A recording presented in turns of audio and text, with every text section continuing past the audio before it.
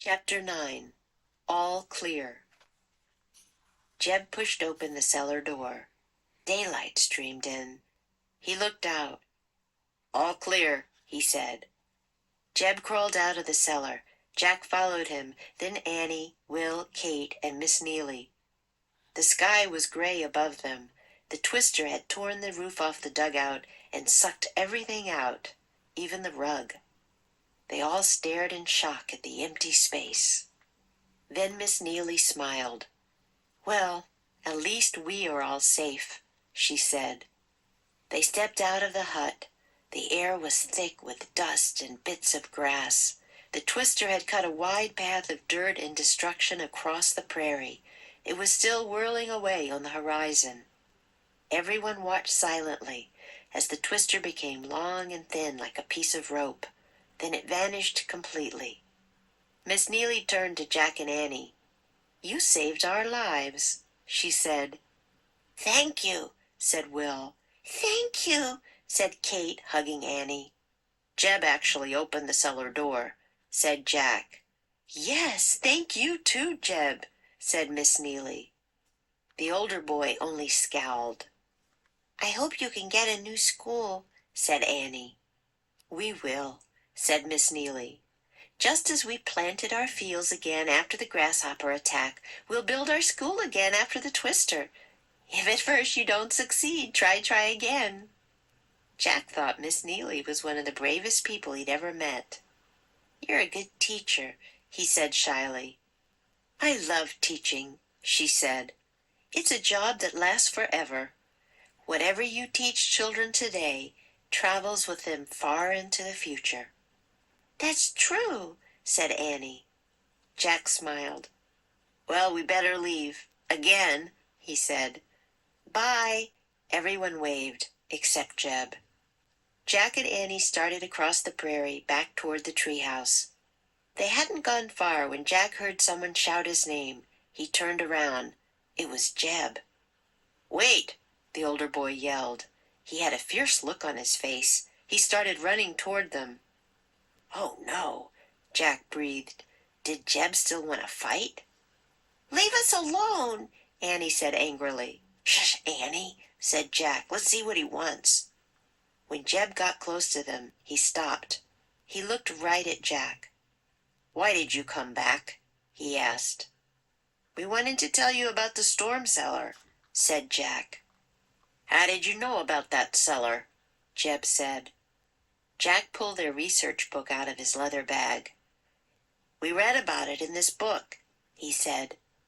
Jeb stared at the book. Then he sighed. "I aim to read some day too," he said. "That looks like a good book." Jack didn't know what to say. He was still afraid of making Jeb mad, so he just nodded.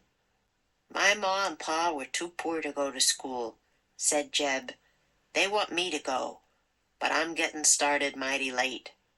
"It's not too late," said Jack. "It's never too late," said Annie. Jeb narrowed his eyes. "If you ever come back through here," he said. "Yes?" Jack asked carefully. Was Jeb about to threaten him again? "Maybe I'll be able to read that book of yours," Jeb said. Jack sighed and smiled. "I know you will," he said. Jeb smiled back. He had a nice smile. "Thanks for coming back to rescue us," he said to both Jack and Annie. "Too bad you can't stay. I reckon we'd all be good friends if you did." "I reckon we would," said Annie. Jeb nodded. Then he turned and ran back to join the others. Suddenly the sun broke through the clouds. The wildflowers danced in a gentle breeze. "Ready?" said Annie. Jack just stood there staring at the sunlit prairie. "Jack, ready to go?" Annie asked. In that moment Jack actually hated to leave, but he nodded slowly and said, "Let's go." He and Annie took off through the bright, sparkling grass.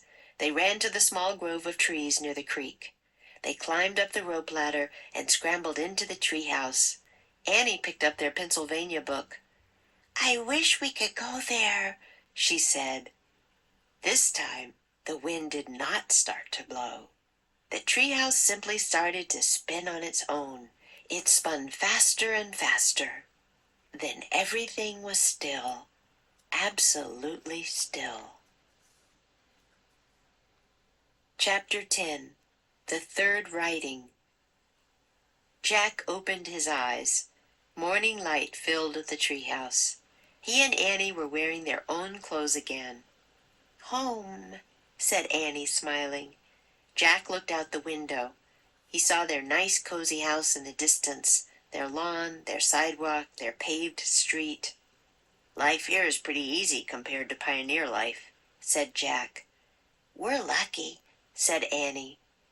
Jack reached into his bag and pulled out the small slate. "Our third writing," he said. He added the poem to the list from the Civil War and the letter from the Revolutionary War. "You did just what that poem says you should do," said Annie. "What do you mean?" Jack asked. "If at first you don't succeed, try again," Annie said. "You kept trying to make friends with Jeb. In the end, you did." "I guess you're right," said Jack. "We have to get only one more special writing from Morgan's library," said Annie. "I wonder how that will help save Camelot," said Jack. Annie shrugged. "It's a mystery," she said. She and Jack looked around the treehouse. "Look!" Annie picked up a piece of paper lying in the corner. She read aloud, "Come back early Wednesday morning." "Wednesday? Man, that's tomorrow," said Jack. "So?" said Annie. She started down the rope ladder. "Not much time to recover," said Jack, pulling on his backpack. "Recover from what?" Annie said. "The twister," said Jack.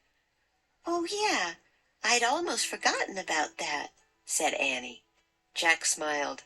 Actually, the nightmare of the twister was fading from his memory, too. "We must try to hold on to the good memories," Miss Neely had said, "and let go of the bad ones." The kindness of Will and Kate, making friends with Jeb, the courage of Miss Neely, these memories Jack thought he would never forget.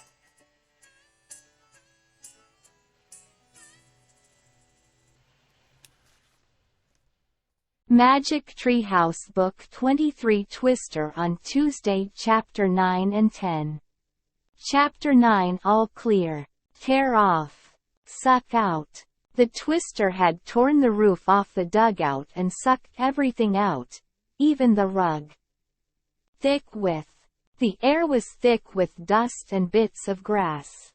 I aim to read someday, too. Break through. Suddenly, the sun broke through the clouds.